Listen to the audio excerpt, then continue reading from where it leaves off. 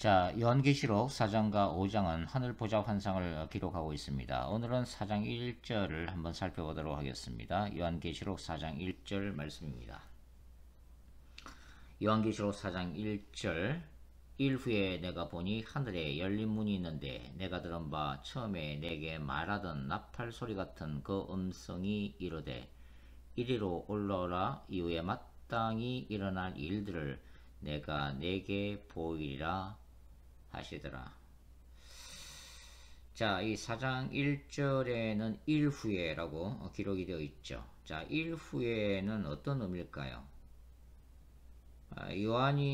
요한계시록에서 일후에라는 표현을 사용할 때 이것은 보여지는 하나의 환상에서 또 다른 환상으로 넘어가는 것을 의미를 하고 있죠. 사도 요한의 전형적인 표현이라고 할 수가 있습니다. 자, 요한계시록에서 이러한 표현은 어떤 걸 의미하죠?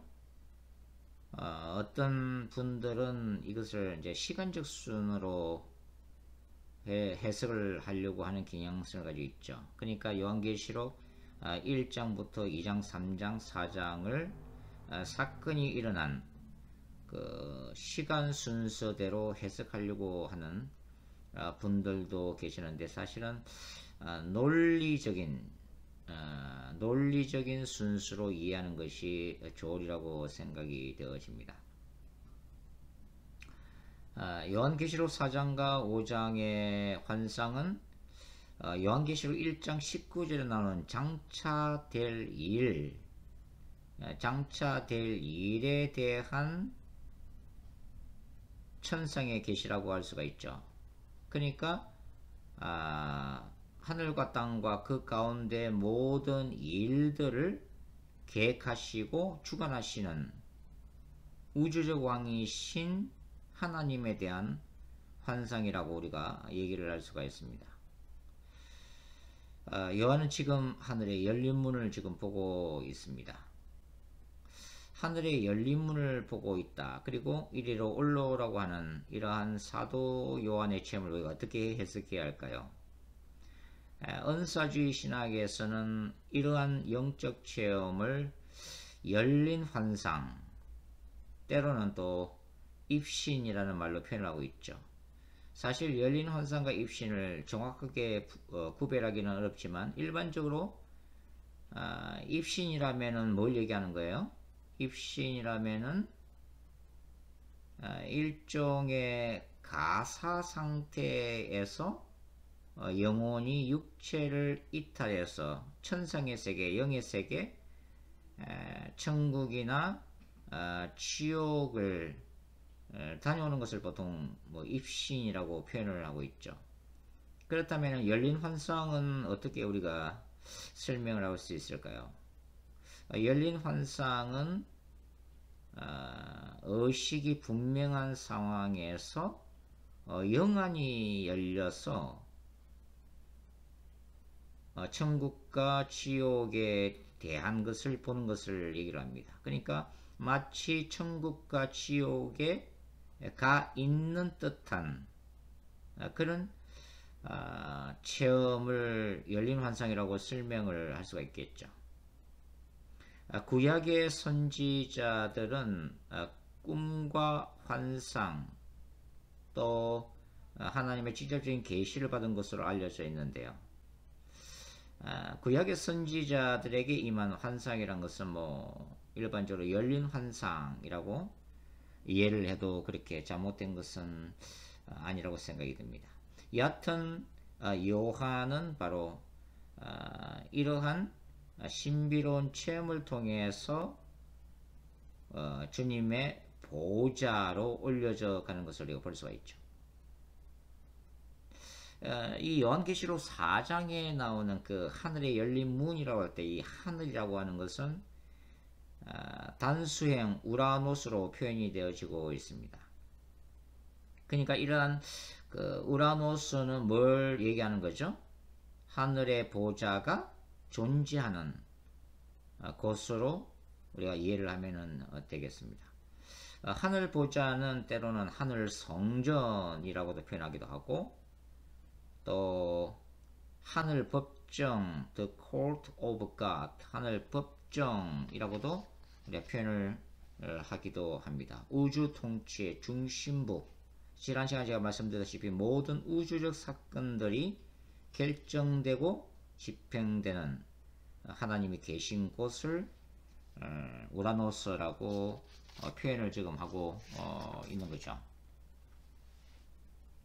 이러한 그 하늘 보좌는 예레미야 23장 18절에서는 또 뭐라고 표현하고 있죠?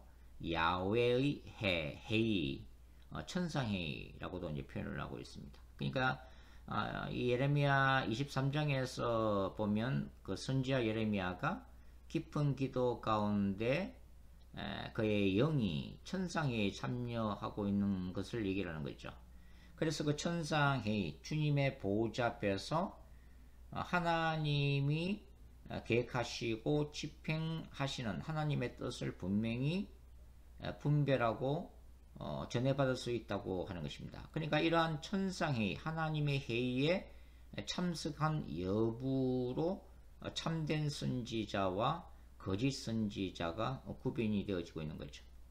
구약의 모세도 뭐 그렇죠. 시내산에 임한 하나님의 보호자 앞에서 40일을 머물렀습니다. 율법을 받기 위해서 40일을 머물렀죠.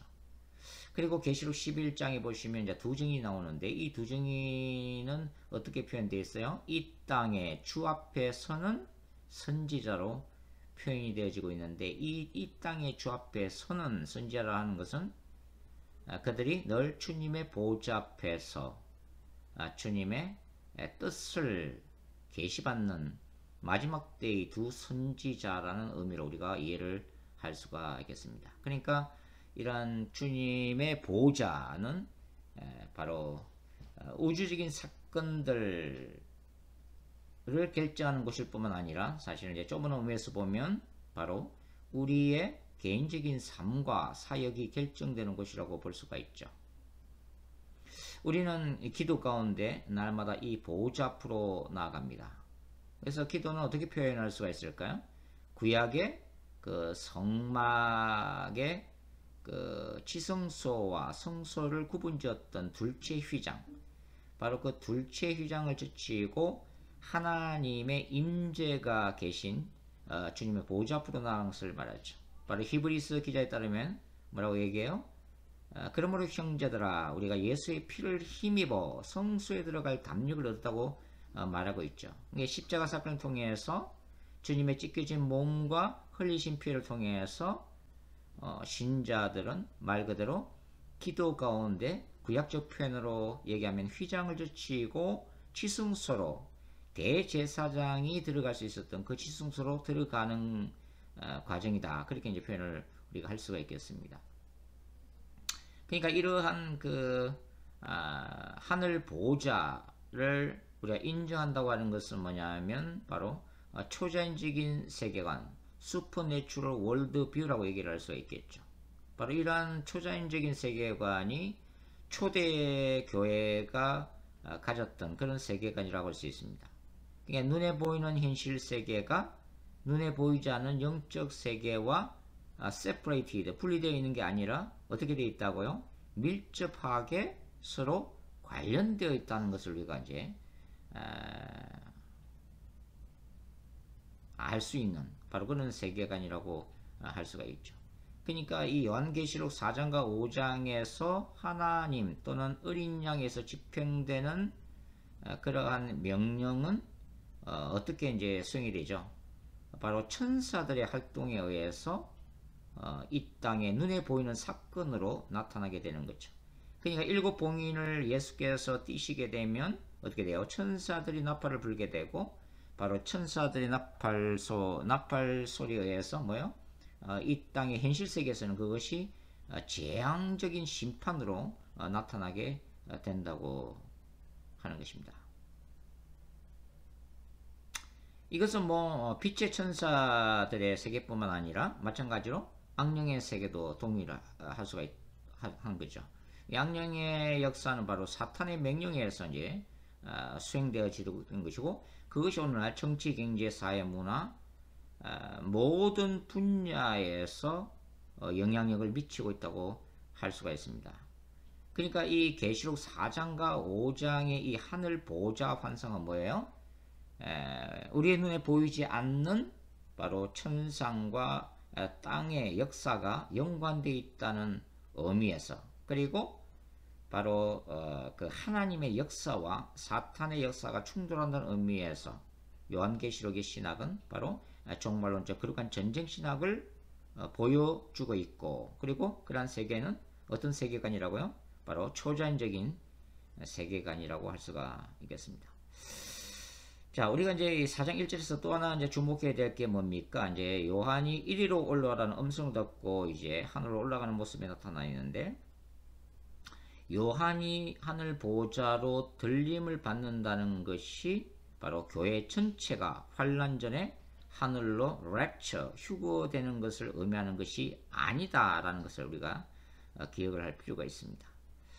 우리 이제 세대주의 종말론자들은 이제 이 4장 1절을, 즉 요한이 하늘로 올라가는 사건을 교회 전체가 하나님의 백성들이 휴거되는 사건으로 이제 해석을 하고 있는데, 그것이 아니라고 하는 거죠.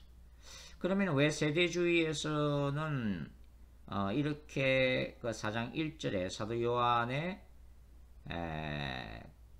사건을 이 교회 전체의 휴거 사건으로 이해를 하고 있을까요? 그 이유는 뭐예요? 계시록 6장 이후에 교회, 에클레시아라는 단어가 등장하지 않기 때문에 이것은 교회 전체 휴거로 봐야 된다라는 것이 바로 이제 세대주의 종말론자들의 그 주장이라고 할 수가 있죠. 그러나 우리가 이 요한계시록에서 교회를 에클레시아로만 표현하고 있지 않다는 것을 우리가 주목할 필요가 있습니다. 굉장히 다양하게 교회는 성도들의 모임이죠. 표현하고 있다고 하는 것입니다. 예를 들면은 요한계시 7장에는 뭐가 나와요? 이마에 하나님의 인을 받은 사람들이 나오죠. 이 사람들은 바로 성도들이죠. 신자들이죠. 바로 이런 사람들이 바로 교회 공동체를 이루는 사람들이죠. 그리고 또 큰 환란에서 나오는 이들이라고도 표현을 하고 있습니다. 바로 교회를 얘기하는 거예요. 그리고 11장에 보면은 다른 데 보면은, 그 12장에 보면은 여자의 남은 자손이라는 표현도 있죠. 이거 교회를 얘기하는 거죠. 공동체 얘기를 하는 거죠. 그리고 14만 4천이라는 것도 사실은 성도들, 하나님의 백성들, 교회 공동체를 얘기하고 있는 거고, 그 다음에 뭐 그 외에도 성도들이라는 표현도 13장이나 14장이 나오고, 또 18장에는 내 백성, 다 이 교회를 얘기하는 거예요. 성도들 얘기하는 거죠.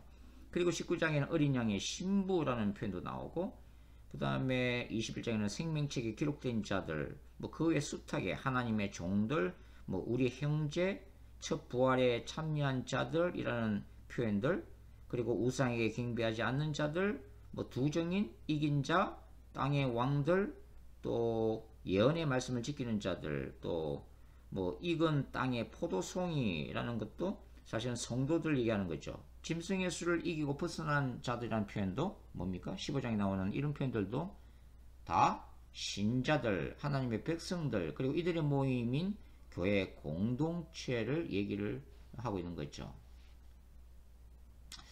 자, 그래서 제가 다른 동영상에서 늘 몇 번 강의를 했습니다만은, 저는 이제 세대주의 종말론적 해석이 잘못된 것이라고 저는 보고 있다고 하는 거죠. 이게 세대주의 종말론의 핵심은 뭡니까? 적그리스도가 7년 동안 지상을 다스리는데, 바로 적그리스도의 그 지상 통치 전에 그 성도들은 휴거를 한다는 거죠. 예수님이 공중의 비밀리에 재림하실 때, 그건 지상 재림이 아니고 공중 재림이죠. 그때의 성도들은 이 환란을 당하지 않고 그 전에 바로 휴거해서 공중에서 예수 그리스도와 함께 7년 동안 뭘 한다는 거예요? 혼인잔치 한다고 믿고 있죠. 그걸 환란 전 휴거설이죠.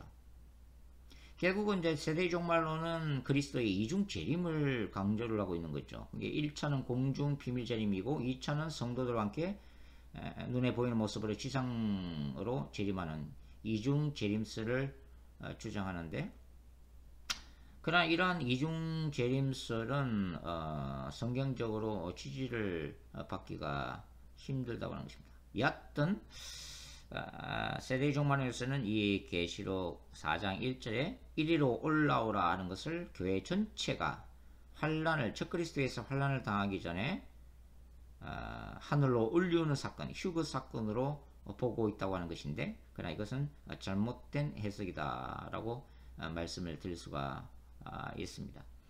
요한은 교회 전체 휴거를 말하는 것이 아니라 개인적으로 종말론적인 환상과 계시를 받기 위해서 개인적인 차원에서 주님의 보좌에 올라갔다고 우리가 볼 수가 있다고 하는 것입니다. 그리고 하신 아버지 하나님, 요한의 그 보호자 환상에 저희들도 동참을 하고 있습니다. 주님의 사도 요한을 통해서 보여주신 것들, 저희들도 말씀을 통해서 보고 들을 수 있도록 도와주시고, 무엇보다도 요한계시록을 바른 관점에서 이해할 수 있도록 도와주시옵소서.